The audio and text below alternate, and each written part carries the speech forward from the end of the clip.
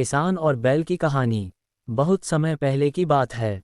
एक छोटे से गांव में एक मेहनती किसान रामलाल अपने परिवार के साथ रहता था। रामलाल का जीवन खेती पर आधारित था और उसका सबसे प्रिय साथी था उसका बैल, जिसे वह प्यार से नंदू बुलाता था।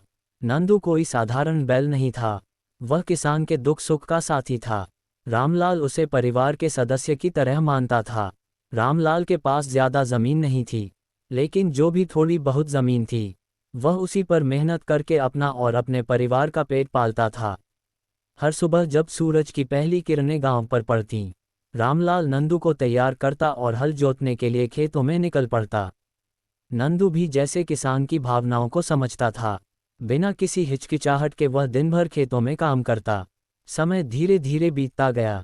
एक बार गांव में भीषण सूखा पड़ा। महीनों तक बारिश नहीं हुई। खेत सूख गए, फसलें मुरझा गईं और किसान के लिए अपने परिवार का पेट पालना भी मुश्किल हो गया।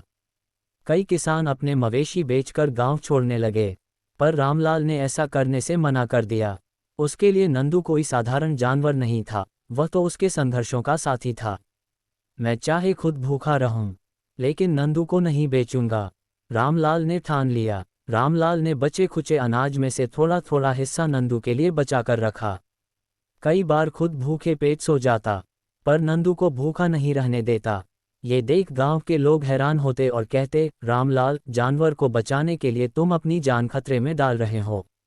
पर रामलाल बस मुस्कुरा देता और कहता, जिसने मेरे साथ दिन रात खेतों में पसीना बहाया, उसे मुसीबत में कैसे छोड़ दूं।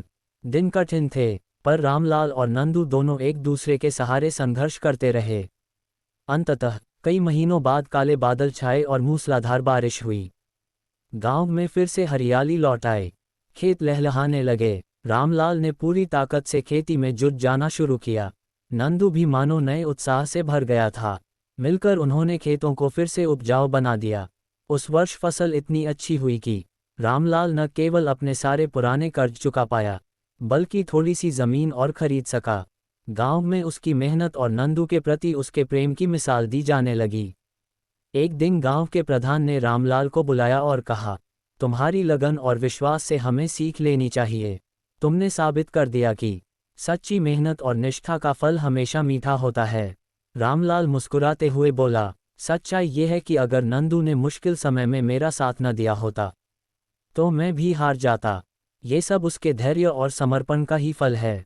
समय के साथ नंदू बूढ़ा होने लगा। अब उसमें पहले जैसी ताकत नहीं रही थी, लेकिन रामलाल ने उसे कभी बोझ नहीं समझा। उसने नंदू के लिए एक अलग आरामदायक स्थान बनाया, जहां वह दिन भर आराम कर सकता था। रामलाल खुद उसे चारा देता, उसके घावों की मरहम पट्टी करता और दिन में घंटों उसके साथ बैठकर बातें करता। एक दिन नंदू चुपचाप इस दुनिया से विदा हो गया। रामलाल को गहरा दुख हुआ, मानो उसने अपने परिवार के किसी सदस्य को खो दिया हो।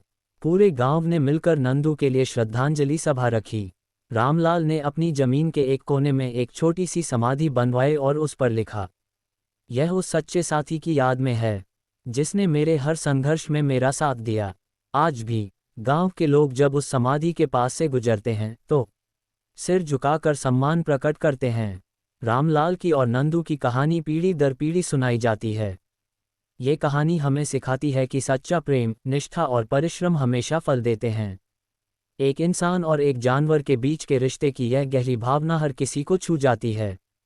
जहां आज के समय में लोग स्वार्थ और लालच में अपने साथी को भूल जाते हैं, वहीं रामलाल और नंदू की कहानी हमें याद दिलाती है कि असली रिश्ता वही होता है जो हर परिस्थिति में साथ निभाए, चाहे समय कैसा भी हो। कठिनाइयों में भी अगर हम अपने साथियों का साथ न छोड़ें, तो हर मुसीबत को पार किया जा सकता है।